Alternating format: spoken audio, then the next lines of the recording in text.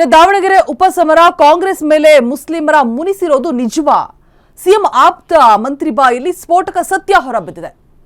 Congress lead ಮೇಲೆ ಮುಸ್ಲಿಮರ ಮುನಿಸಿನ direct ಆದಂತಹ ಎಫೆಕ್ಟ್ ಏನಾದ್ರೂ ಬೀಳ್ತಾ ಇದೆಯಾ? ಬೀಳತ್ತಾ? ಎಫೆಕ್ಟ್ ಆಗತ್ತಾ? ದಾವಣಗೆರೆಯಲ್ಲಿ ಕಾಂಗ್ರೆಸ್ಗೆ 20% ಲೀಡ್ ಕಡಿಮೆ ಆಗಬಹುದು. ಸ್ಫೋಟಕ ಮತ್ತೆ ಶಾಕಿಂಗ್ ಹೇಳಿಕೆಯನ್ನ ಕೊಟ್ಟಿದ್ದಾರೆ ಸಿಎಂ ಆಪ್ತ ಮಂತ್ರಿಯಾದಂತಹ ಸತೀಶ್ ಜಾರಕಿಹೊಳಿ ಮಾತನಾಡಿರುವಂಥದ್ದು, ಸ್ಫೋಟಕ ಹೇಳಿಕೆಯನ್ನ ಕೊಟ್ಟಿರುವಂಥದ್ದು. ದಾವಣಗೆರೆಯಲ್ಲಿ ಸಮರ್ಥ ಶಾಮನೂರು ಗೆಲ್ತಾರೆ, ಅದರ ಲೀಡ್ ಕಡಿಮೆ ಇರುತ್ತೆ. ದಾವಣಗೆರೆ ದಕ್ಷಿಣದಲ್ಲಿ ಮುಸ್ಲಿಮರು ಟಿಕೆಟ್ ಕೇಳಿದ್ದು ತಪ್ಪಲ್ಲ. ಎಸ್ ಮಲ್ಲಿಕಾರ್ಜುನ್ ಎಲ್ಲರನ್ನೂ ಕೂಡ ವಿಶ್ವಾಸಕ್ಕೆ ತೆಗೆದುಕೊಳ್ಬೇಕಿತ್ತು. ಆಗಿರುವ ಡ್ಯಾಮೇಜ್ ಅನ್ನ ಮಲ್ಲಣ್ಣ ಸರಿಪಡಿಸಬೇಕು ಅಂತ ಹೇಳ್ತಿದ್ದಾರೆ. ಮಲ್ಲಣ್ಣನ ಮೇಲೆ ಸಿಡಿದಿರುವಂತಹ ಸಿಎಂ ಕ್ಯಾಂಪ್. ದಾವಣಗೆರೆ ಮಂತ್ರಿ ಮೇಲೆ ಬಹುದೊಡ್ಡ ಜವಾಬ್ದಾರಿ ಇದೆ. ಸಭೆ ಸಮಾರಂಭ ಜನ ಸೇರಿಸೋದು ಶೋ ಅಪ್ ಅಷ್ಟೇ. ಮತದಾರರ ಬಳಿ ಹೋಗಿ ಮನವೊಲಿಸಿದ್ರೆ ಪರಿವರ್ತನೆ ಸಾಧ್ಯ. ಸ್ಫೋಟಕ ಹೇಳಿಕೆಯನ್ನ ಕೊಟ್ಟಿದ್ದಾರೆ ಸಿಎಂ ಆಪ್ತ ಮಂತ್ರಿ ಸತೀಶ್ ಜಾರಕಿಹೊಳಿ. ಕಾಂಗ್ರೆಸ್ನಲ್ಲಿ ಬಣ ಸಂಘರ್ಷ ಭುಗಿಲೆದ್ದಿದೆ, ಸಂಚಲನವನ್ನ ಮೂಡಿಸ್ತಾ ಇದೆ. ದಾವಣಗೆರೆಯ ಉಪಸಮರ ಕಾಂಗ್ರೆಸ್ ಮೇಲೆ ಮುಸ್ಲಿಮರ ಮುನಿಸು ಯಾವ ರೀತಿಯಾಗಿ ಎಫೆಕ್ಟ್ ಆಗಬಹುದು? ಬರೀ ಜನ ಸೇರಿಸಿದ್ರೆ ಅಷ್ಟೇ ಅಲ್ಲ, ಮತ ಓಲೈಕೆಯ ಕೆಲಸವನ್ನ ಮಾಡಬೇಕಾಗಿತ್ತು ಅಂತ ಹೇಳ್ಬಿಟ್ಟು ಮಾತನಾಡ್ತಾ ಇರುವಂಥದ್ದು ಸತೀಶ್ ಜಾರಕಿಹೊಳಿ. ಸಭೆ ಸಮಾರಂಭ ಜನ ಸೇರಿಸೋದು ಇವೆಲ್ಲವೂ ಕೂಡ ಬರೀ ಶೋ ಅಪ್ಗಷ್ಟೇನೆ. ಬಟ್ ಅವರ ಬಳಿ ಹೋಗಿ, ಮತದಾರರ ಬಳಿ ಹೋಗಿ ಅವರ ಮನವೊಲಿಸಿದ್ರೆ ಮಾತ್ರ ಪರಿವರ್ತನೆ ಸಾಧ್ಯ. ಅಷ್ಟು ಈಸಿ ಇಲ್ಲ. ಕೋಪ ಶಮನ ಮಾಡುವಂತಹ ಕೆಲಸ ಮೇಲ್ನೋಟಕ್ಕಷ್ಟೇ ಜನ ಸೇರಿಸೋದು, ಶೋ ಅಪ್ ಮಾಡೋದು ಅಷ್ಟೇನೆ. ಬಟ್ ಪರಿವರ್ತನೆ ಮಾಡೋದು, ಅವರ ಮನವೊಲಿಸೋದು, ದಟ್ ಈಸ್ ವೆರಿ ಡಿಫಿಕಲ್ಟ್. ಸ್ಫೋಟಕ ಹೇಳಿಕೆಯನ್ನ ಕೊಟ್ಟಿದ್ದಾರೆ ಸತೀಶ್ ಜಾರಕಿಹೊಳಿ ಅವರು. ಕಾಂಗ್ರೆಸ್ನಲ್ಲಿ ಬಣ ಸಂಘರ್ಷ ಭುಗಿಲೇಳ್ತಾ ಇದೆ, ಸಂಚಲನವನ್ನ ಮೂಡಿಸುವಂತಹ ವಿಚಾರ. ಎಸ್ ಮಲ್ಲಿಕಾರ್ಜುನ್ ಅವರು ಎಲ್ಲರನ್ನೂ ಕೂಡ ವಿಶ್ವಾಸಕ್ಕೆ ತೆಗೆದುಕೊಳ್ಬೇಕಿತ್ತು. ಆಗಿರೋ ಡ್ಯಾಮೇಜ್ ಅನ್ನ ಮಲ್ಲಣ್ಣ ಸರಿಪಡಿಸಬೇಕು ಅಂತ ಹೇಳ್ತಿದ್ದಾರೆ.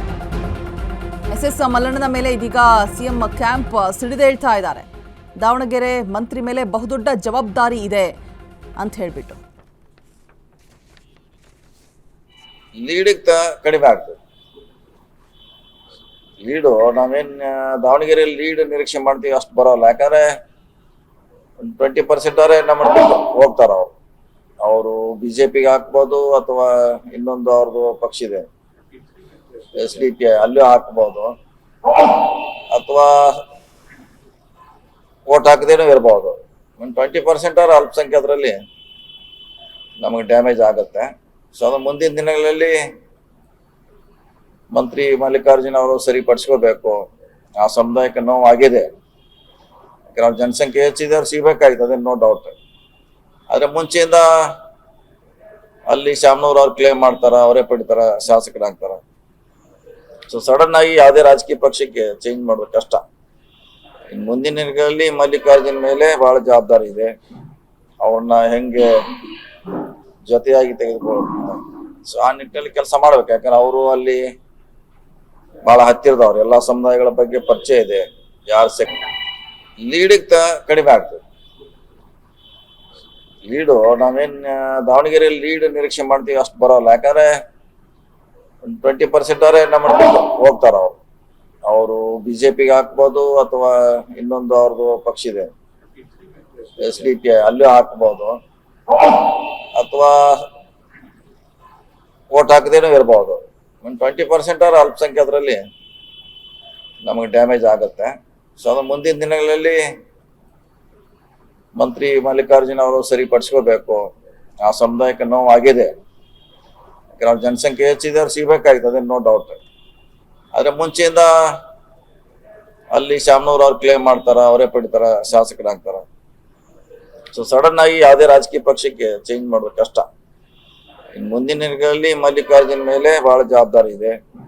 ಅವ್ರನ್ನ ಹೆಂಗೆ ಜೊತೆಯಾಗಿ ತೆಗೆದುಕೊಳ್ಳೋದು, ಸೊ ಆ ನಿಟ್ಟಿನಲ್ಲಿ ಕೆಲಸ ಮಾಡ್ಬೇಕು. ಯಾಕಂದ್ರೆ ಅವರು ಅಲ್ಲಿ ಬಹಳ ಹತ್ತಿರದವ್ರು, ಎಲ್ಲಾ ಸಮುದಾಯಗಳ ಬಗ್ಗೆ ಪರಿಚಯ ಇದೆ.